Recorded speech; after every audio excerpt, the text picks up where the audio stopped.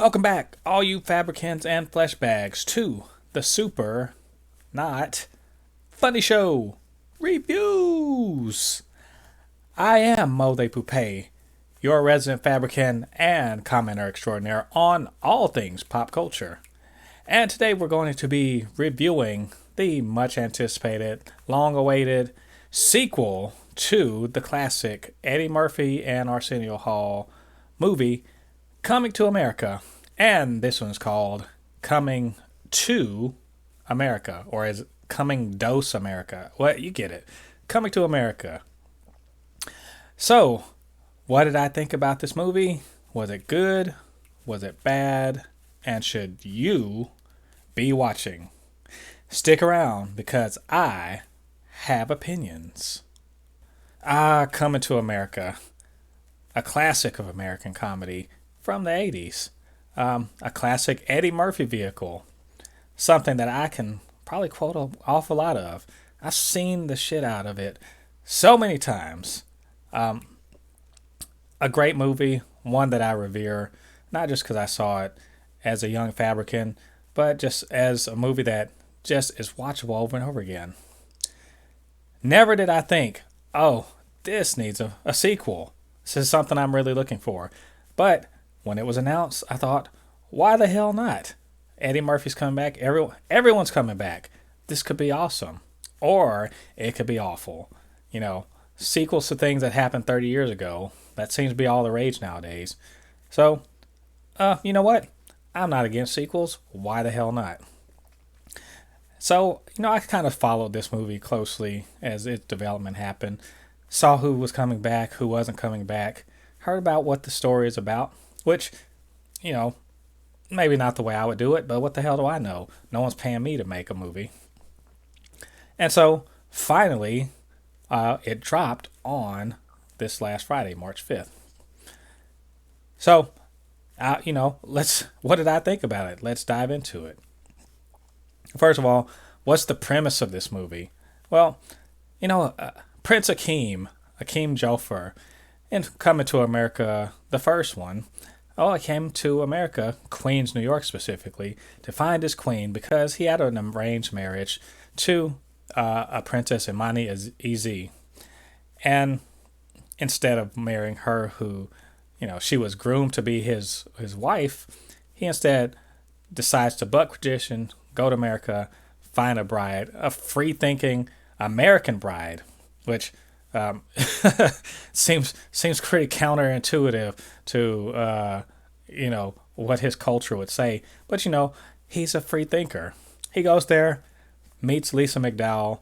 They fall in love, and against all odds, they marry, and she becomes the queen of the African nation of Zamunda. Zamunda's like Zamunda is. What if Wakanda didn't have all that technology, or the Black Panther? Just a fictional nation with a monarchy. And so they live happily ever after, yes? Or did they? Well, 30 years on, Akeem has grown into the crown prince. His father is old and dying, or, close to death. And he has 3 daughters. Meanwhile, as the crown prince of Zamunda, he also has to contend with the aggressions of the the very not very I can't even get it out. The not very creative named Nexdorians, and led by General Ez. Yes, right, Imani Ez, was his sister, who was rejected by Akeem all those years ago. And so, with no male heir, and with the traditional Zamundan, dudes on top, women second-class citizens sort of thinking, Akeem finds himself in a quandary of probably having to marry his oldest daughter to General Ez's son in order to keep there from being a big war between the two nations. But as fortune and the plot dictates, fortunately for him, there is a male heir because it seems that one day he got, well, can we just say it? He sort of got date raped, I guess, when he was out clubbing with Simi, trying to find a woman in the club, and he got a woman pregnant, and now he finds he has a bastard son living in Queens, and that's the answer to all his problems. His son, Lavelle Johnson. What's his solution? Bring Lavelle back to Zamunda, train him to be the crown prince, and marry him off to the daughter of General EZ. And that'll solve all the problems, right? Well, this is a comedy, but also, a family, I don't even call it family drama, a family comedy with a lot of ups and downs. So obviously, it can't be that easy. So I'm not going to spoil the rest of that. That's the general premise. And you have, what you end up having is, well, obviously, like the first movie, the clash of cultures, the stranger in a strange land, so to speak. But it all is in reverse. Instead of coming to America, America comes to Zamunda. In particular, Lavelle, who is 31 and not really got anything going on in his life, has been sort of hustling to get by, trying to find his break in his chosen career path and kind of get nowhere. And this kind of is an out or a step up for him. Along with him comes his mother, played by Leslie Jones. She, of course, she's just embracing this whole little African royalty lifestyle. And of course, you also have the old standbys. You have Sherry Headley as Lisa, and you have Arsenio Hall as Simi, and you see a lot of more the faces. You see Cleo McDowell, who has McDowell's restaurant in Zamunda, and you see Akeem's three daughters, one of whom, the oldest of whom, is a formidable young lady, and the other two, they're pretty cool in their own right. But still, they find they have an older brother, and somehow he gets to be king just because he's a man. You know what? Intrigue, of course. So we find that Akeem has kind of changed a lot over the years. He's not the idealistic, forward-thinking guy, but instead he's sort of settled into his, shall we say, his privilege to be a man and be king. And he's been highly influenced by his father, who has still been alive over the last 30 years. His zeal for change and for progressive, thoughts and everything seems to have died out. In the meantime, he's seen as ineffectual. He's seen as, a weakness. And there's a very real threat on his life if he doesn't make this deal with General EZ. Which, by the way, let me say, played brilliantly by Wesley Snipes. Wesley Snipes is strutting, and he has a horrible accent, but it's awesome still. He's funny. He's delivering great lines. My gosh, I would love nothing better than to see General EZ in something else. I just want another sequel just to see what he would be up to. Just a fascinating, fun, just dynamic character. Looks great. And you know what he's like? He's part, HBCU drum major. He's part, part a step show. He's just a little bit of all these things. And his his soldiers are just like, they're like his alpha brothers who are stepping too. It's really fun, and a really fun way to portray these soldiers. I did like a Michael Blackson in there as kind of the hype man for General EZ. Just everything about them, fun. Loved it. I did, I'd say this movie does mostly well with its humor. Some of it is pretty much like the first. There's a lot of throwback to the old humor. There's a throwback to the old situations, throwback to the old characters and their little traits and foibles and whatever. We see the barbershop quartet again. The barbershop Mighty Sharp, and their little their little routine, their back and forth and everything. There's hilarious bits in there. They're still funny, and you wonder how the hell are those guys still alive? Because it's 30 years later, and they were old back in 1987. Who cares? This is a movie. Um, we see that. We see much of the life of living in Zamunda and you know, the hilarity of that. This is this is the sort of story you've seen sort of before. A Connecticut Yankee in King Arthur's court, or Black Knight if you had seen the Martin one. There's a guy that's out of his element and decides to just strut around and do his thing. To that end, I really enjoyed the additions to the humor of this through Lavelle and his, you know, being out of his element and still being able to play it cool. The way Leslie Jones and Tracy Morgan, they just bring their flair to the Zamundan, the Zamundan court. There's a particularly funny bit where you have Trevor Noah. Trevor Noah's in this. Trevor Noah plays a cable news talking head in Zamunda on ZNN, and just moderating a little back and forth between Simi and Tracy Morgan's character, who's the uncle of Lavelle. It's just hilarity between them two. So much fun there. That's why I say about this whole movie.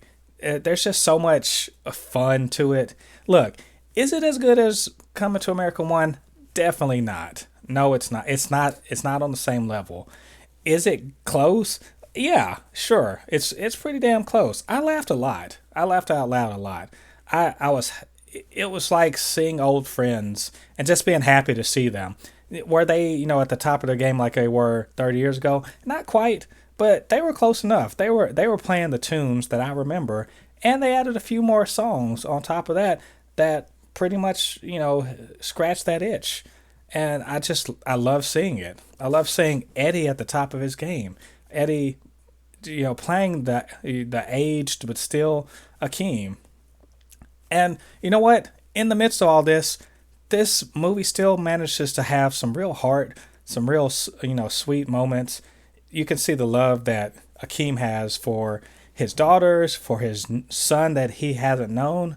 And you see him trying to walk this tightrope, if you will, trying to walk this line between showing love for them, but also trying to do what's best for his kingdom. And, coming up short a little bit until, as usual, there's, good, let's just say, good feminine advice, female advice that leads him to really understand where he's kind of gone wrong.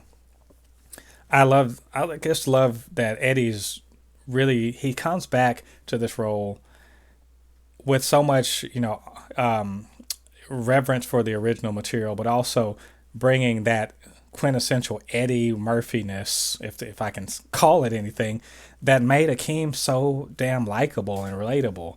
It's just wonderful. Arsenio Hall doing great work. Not a huge role, but still super funny. They, if I could fault this for anything, as much as I loved the greatest hits of it, sometimes it was just, some of this really just seemed a little gratuitous just because they could. They had Gladys Knight in there. I love seeing her, just gratuitous. Wasn't necessarily, super important that she was in it. She was just, they brought back Sexual Chocolate and Randy Watson. Why? Just because. Why not? Just like I said, this movie, it sometimes veers a little too much into going back to the old well and bringing back the old hits. But when it does go, when it does get original, it's really fun too. I actually liked Lavelle. I liked his mom. I liked his uncle. I liked what they brought to the table. And I really liked the little love story that went in there. I enjoyed seeing all the, and I didn't know this until later, the way Ruth Carter, let's give her another Oscar, because god damn, she dressed the shit out of everybody. Everyone looks so damn good in this movie. Just the costuming was great. I loved a lot of it. I love the there was choreography in certain parts that was really fun. Just this, it just hit every note for me. If it, and, any other like real criticism is obviously this was lower budget, so some of the CG was not so good. Pretty clearly looked like I was looking at a video game. But you know what? I don't give. Okay, the CG elephant looks like a CG elephant. Well, oh well.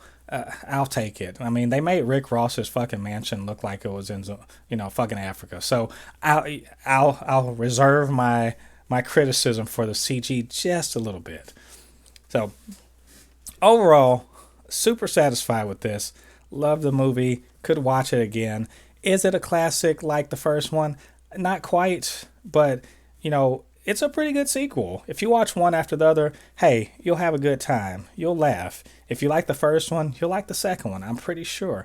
Because, again, they hit all those notes. It's not even like a cover band. It's like an old band from 30 years ago. They come back and then they throw a few, new songs at you. You're like, hey, this sounds sort of like the shit that they did before, and I like it. It's fun. They added a new keyboardist. Cool, he can play. Let's do it. Overall, liked it. I recommend you see it. It's on Amazon Prime. Most of you probably have it. Go watch this thing. It's good. It's good. If you like the first one, you'll like this one. That's all I'm saying. Okay, before I ramble on anymore, let me wrap this up and say, what did you think about this movie? And what did you think about my review? If you want to let me know about it, you can hit me up down in the comments. Or, as always, hit me up on by email, supernotfunnyshow@gmail.com, or on Twitter @supernotfunnys1. We can chop it up, talk about Coming to America, start quoting it at each other. You know what? We got to watch about 17 more times to make sure we can say all the good lines to each other. That's how we do with Coming to America. Well, thank you again, all you Fabricans and Fleshbags, for joining me for this review of Coming to America from Amazon Prime. If you haven't already, hit the subscribe button, join the Super Not Funny Show family, and you can also hit a like down there if you like this comment or this review, and hit the notification bell so you will know when the Super Not Funny Show posts more content. Of course, we're always doing reviews, reactions, and anything else that floats our pop culture boat. All right, you guys. I have been Wesley Snipes, your resident Fabricant, and your commentary extraordinaire on all things pop culture. Thanks for joining me, and I'll see you guys on the other side of the thread. Peace.